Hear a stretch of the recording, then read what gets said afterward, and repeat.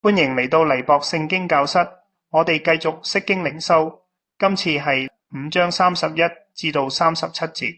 溫馨提示，大家可以下載講義，參考更詳細內容。山風吹過，耶穌嘅話好似明燈，點亮我哋心底最隱蔽嘅角落。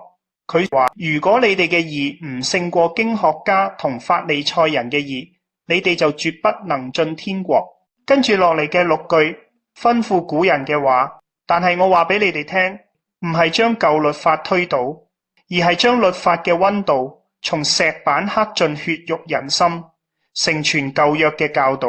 第3個例子只有短短2節，卻似一道護城河，守住人類最基本且原始嘅群體家庭。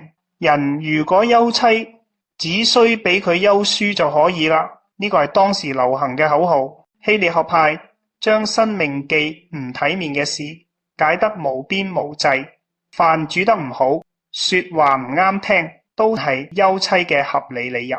於是婚姻唔再係盟約，反而成為男人隨手可施嘅契約。女人被休就好似被丟棄嘅壞孩，冇人敢再娶。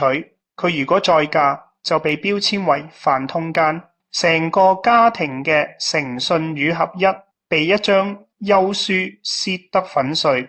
耶穌卻將呢個護城河重新挖深。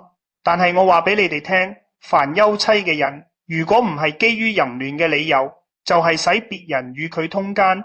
無論邊個娶咗被休嘅女人，亦係通姦。耶穌要恢復婚姻最原初嘅溫度，神親手結合嘅盟約。一男一女嘅家係神國最細嘅教會。如果連呢個最細嘅群體都守唔住誠信與合一，神國嘅磚頭從何鋪起？第4個例子，耶穌將戰場從家庭拉到整個社會，不可違背誓言，向主許咗誓願就要還願。呢句說話本來好好聽，卻被當時嘅人玩出咗層級誓言。指住殿起誓唔算數，指住殿中金子起誓先至算數，指住壇起誓唔算數，指住壇上禮物起誓先至算數。誓言變成合法謊言，市場、會堂、家庭，到處係我指住聖殿發誓，我指住我嘅頭發誓，以致社會群體嘅互信蕩然無存。耶穌一句說話，將所有迴旋空間封住。總之不可起誓，你哋嘅話是就說是，不是就說不是。如果再多說，就係出於惡者。佢唔係禁止語言，而係要救回語言。言語誠實係社會群體嘅骨架。如果骨頭軟弱，更大嘅群體亦站立唔住。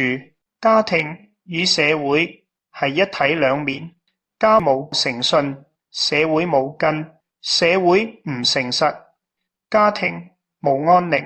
耶穌用第3、第4兩個例子，將神國最基本嘅2根柱子豎起嚟，一根叫婚姻盟約，一根叫言語盟約。2根柱子立穩咗，神嘅家先至能夠成形。2根柱子倒塌，再漂亮嘅宗教亦只係粉飾嘅墳墓。而且第3、4個例子都係針對當時嘅情況。休妻背後係人按己意解釋神嘅聖言，遺誓背後係人按己意濫用神嘅聖名同聖物起誓。綜合嚟睇呢，就係對神嘅聖言、聖名同埋聖物不敬。多謝各位收聽，願神賜福大家，亦歡迎各位點讚、留言、轉發，幫助更多人認識神嘅話語。